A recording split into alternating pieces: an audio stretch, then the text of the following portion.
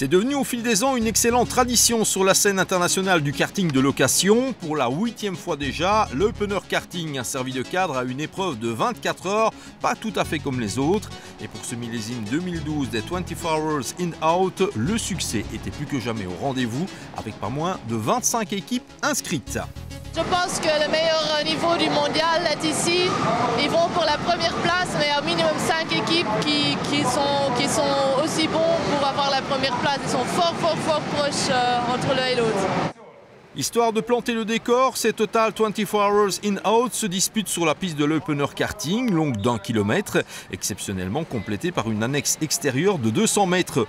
De quoi faire passer la longueur totale à 1200 mètres, une longueur de circuit qui n'est proposée que 3 jours par an. Le matériel utilisé est constitué des nouveaux karts Sodi 270 cm3 avec mécanique Honda, tandis qu'une seule catégorie de poids est autorisée, 85 kg, avec bien sûr la possibilité pour les pilotes plus légers de lester leur châssis. Préoccupation numéro 1 des organisateurs, l'équité sportive. Pas question en effet qu'une équipe puisse se plaindre de disposer d'un matériel moins performant. 23 changements de cartes sont donc obligatoires, ce qui signifie qu'au cours de ces Total 24 Hours In-Out, chaque équipe aura pu disposer de 24 cartes différents, de quoi garantir les meilleures chances de victoire à tous les participants. Et ces équipes, parlons-en, la tendance des Total 24 Hours In-Out de l'Opener Karting, c'est l'internationalisation. L'an dernier déjà, les meilleures équipes belges en avaient décousu avec des formations hollandaises et allemandes bien décidées à briller. Des teams de retour cette année, en plus de concurrents en provenance de Pologne, de Suisse et même de Dubaï. Impressionnant.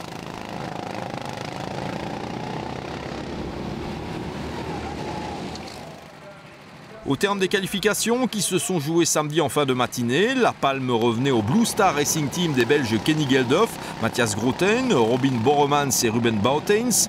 Une équipe qui était l'une des deux seules à descendre sous la barre de la minute 13 lors de cette séance officielle, avec un chrono de 1:12.909 contre 1:12.914 à Euro Racing 1, soit 5 millièmes de seconde entre les deux plus rapides. Le ton du week-end était donné. C'est samedi sur le coup de 14 h que le départ officiel de ces Total 24 Hours In-Out était donné. Chaque équipe étant bien décidée à donner le maximum, 2 tours d'horloge durant. Cette fois, trêve de supputation, de pronostics et de commentaires. Place à une attaque maximale en prenant soin d'éviter toute erreur. Cette édition 2012 des 24 heures de peine a pleinement répondu à l'attente et la bagarre pour la tête a été intense avec une envolée magistrale du kart numéro 9 ATC by Profotosport.com piloté par un Kevin Capras en super forme qui allait positionner ce châssis au sommet de la hiérarchie plusieurs heures durant. Après les 6 premiers relais, ATC by Profotosport.com pouvait compter sur une avance de 35 secondes, de bon augure pour la suite. Il allait en fait falloir attendre un châssis moins performant pour que le passage à témoin ait lieu. Et c'est le 22 des Allemands de Daytona Racing qui allait succéder au 9 en première position. Le sort de ces Total 24 Hours In-Out en était jeté, puisque dès cet instant, Daytona Racing n'allait plus jamais abandonner ce leadership ô combien précieux. Superbement piloté par Maximilian Fritz, Maximilian Baer, Maximilian Barr, Giovanni Nigliazzo et Felix Weber, le team allemand justifiait son étiquette de favori pour remporter une victoire ne souffrant d'aucune contestation. C'est avec 2 tours d'avance que le 22 franchissait le drapeau à damier. Bien joué.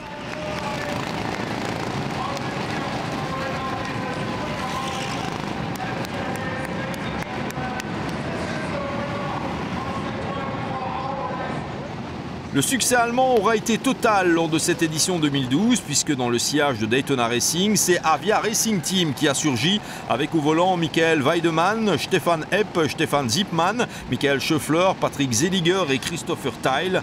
Certes, Eupen se trouve à la frontière avec l'Allemagne, mais une telle domination germanique est impressionnante. Il fallait descendre en 3e position pour retrouver la première formation belge, le Blue Star Racing de Geldof, Groten, Boremans et Boutens, qui échouait dans le même tour que Avia Racing Team, 33 petites secondes, séparant les deux équipes au terme des 24 heures de course. C'est la régularité dans les chronos qui a plaidé en faveur des Blue Stars, mais cette fois, la concurrence allemande était supérieure.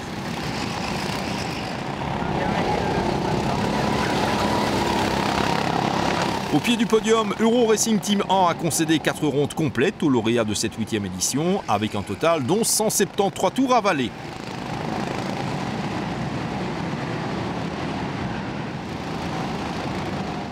Quant à ATC by Profotosport.com, c'est à la 5e place qu'on l'a retrouvé, le temps perdu ne se rattrapant que rarement dans une telle compétition. À revoir l'année prochaine. Au-delà de la 5e place, les écarts étaient plus marqués puisque le second peloton était emmené par H&R Team HBDL by ATB en provenance de Siegen en Allemagne. Cette bataille pour les places d'honneur a d'ailleurs été intense puisqu'un petit tour derrière, on retrouvait un autre équipage allemand, Kartsportfreunde Erft. Deux équipages étaient pointés à 12 tours au bout des 24 heures de course, en l'occurrence les néerlandophones de Traxxas et les allemands de Kart 2000. Au moment du baisser du drapeau à damier, ce sont 8 petites secondes qui séparaient ces deux formations. Le top 10 de cette Total 24 Hours In-Out était complété par un autre équipage germanique, Sachs Racing, qui pouvait se targuer du tour le plus rapide en course avec un chrono de 1:07:145. Signalons encore que le prix du fair play a été remis à une des équipes polonaises, Team Poland 4, visiblement ravi d'être accueilli sur le podium final. Bilan on ne peut plus positif donc pour ce double tour d'horloge portant la griffe de l'Opener Karting, avec la promesse d'une 9e édition encore plus spectaculaire qui permettra de confirmer la montée en puissance permanente du kart de location.